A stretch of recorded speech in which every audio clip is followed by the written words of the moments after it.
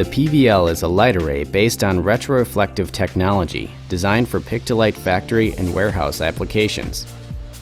The PVL has excellent optomechanical alignment, making installation simple.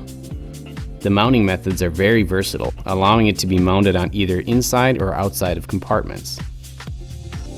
By applying the supplied retro tape to the back of the adjacent unit, it can be used as the target when mounting the PVL on the outside of compartments. There are also several brackets available, allowing the PVL to be mounted onto 28mm pipe construction. Highly visible arrow-shaped indicators make it easy for the operator to determine which parts to pick. If the operator selects an incorrect part, the arrow flashes red to indicate a mispick and sends an output to the controller to report an error.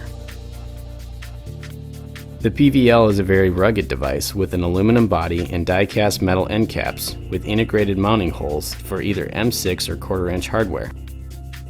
It's available in both cable and quick disconnect models, allowing for plug-and-play installation. For more information on the PVL Retroreflective Light Array, go to bannerengineering.com/PVL or call 1-888-3-SENSOR.